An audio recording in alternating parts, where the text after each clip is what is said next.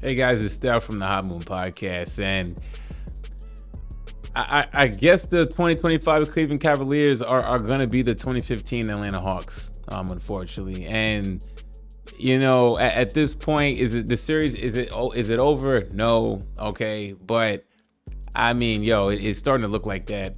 And I was in a mindset that, look, I would take a healthy Cavs team over an Indiana Pacers team, and unfortunately, I was wrong about that because I was talking about how Tyrese Halliburton roller coaster up and down. I mean, even this, he had 4 points in Game 3, okay, and then he has 11 points in Game 4. Even though it was a total team effort, so the spotlight, wasn't really need to be on Tyrese Halliburton.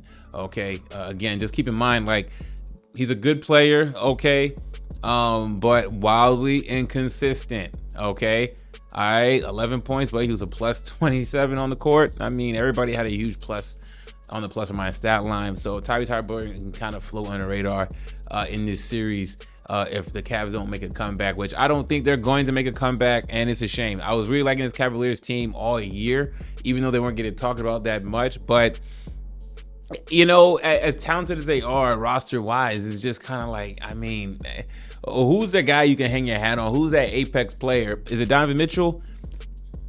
Didn't show up yesterday, and apparently got injured. And you know what? He's another guy in the playoffs that things get questionable. When there's expectations with Donovan Mitchell in the postseason. I mean, I remember one year in Utah, he had a great record regular season with the Jazz, and they got flamed out, I believe, in the first or second round, something like that. I think second round, right? Not good. And the Cavaliers, you got Darius Garland acting delusional, saying the franchise has been down 3-1. The group can do it. We've got the talent. We've got the skill set.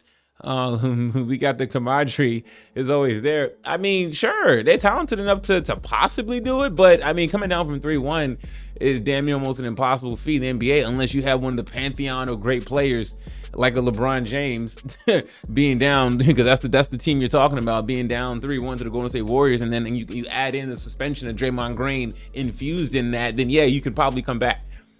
You know what I'm saying? I mean, who's gonna get suspended in game 5 for the Pacers, right? Nobody. Okay. What a shame. And I think my whole thing about this now is like, these teams that have these spectacular regular seasons and have the overall number one seeds record wise is just not going to translate well in postseason play. It may help if you can get to a conference finals and you have home court or NBA finals, but I mean, usually like the mark of a good team with a record like an OKC, who they won 68 games, and then the Cavaliers won 64. Can you get to the conference finals, number one, just to kind of validate your regular season, okay, of how great you were? And then secondly, second apron to that is kind of like, can you get to the NBA finals? Forget winning or losing, right? Just getting to the conference finals / finals. You've made it to the semis of the NBA, right? Right now we're just in the quarterfinals. You know what I'm saying? So, that's just, it's a shame. The team is really good. They've played well all year.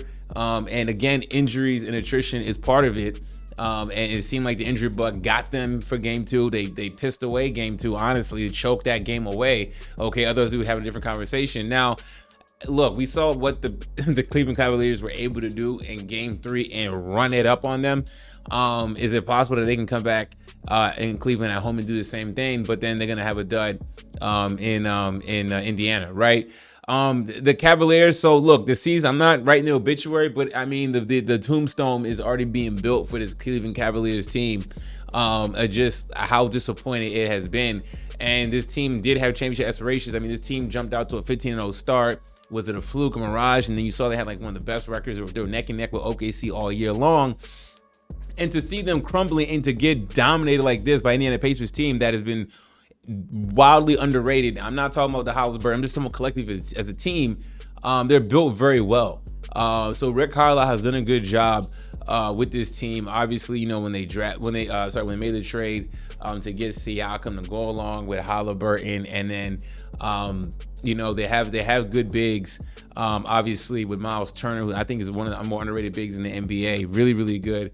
Nembhard, who comes in there and can be a streaky guard, man. You know what I'm saying? And plays well defensively on the perimeter. And of course, when Halliburton is awake and active, this team is hard to beat. And this team has experience in being in the conference finals last year, albeit, they had some injury issues, or the Knicks had some injury issues, so there really wasn't too much resistance for the Pacers and not much resistance for the Celtics. And then Halliburton got hurt. I mean, I don't know how much of a factor, because I'm not high on Halliburton's game, so I'm not sure how much of a factor that would have really mattered if he was in the Boston Celtics series. Could they maybe won a game, an additional game or two or something like that? I don't know if they got swept or not. Probably did. But yeah, so up in smoke. So we're the Cleveland Cavaliers are on the brink of being the 2015 Atlanta Hawks. Probably worse than that, because I believe the 2015 Atlanta Hawks made it to the conference finals at least. Can this team do that? It'd be a shame for a team to win this many games. And I remember the Dallas Mavericks got bounced in the first round in 2007 to the Golden State Warriors, and they won like 67 games, right? But that's not as bad as this. At least they made it to the second round. But I mean, just the way this team looks better than the Dallas Mavericks team in 2007. You know what I'm saying? Just with the talent and the amount of deep rotation they got. It'd have been very intriguing to see this team in the finals, have a different variance. But clearly they're not on the same level, in my opinion, as an OKC. As OKC is battling it out, but that's been a series though.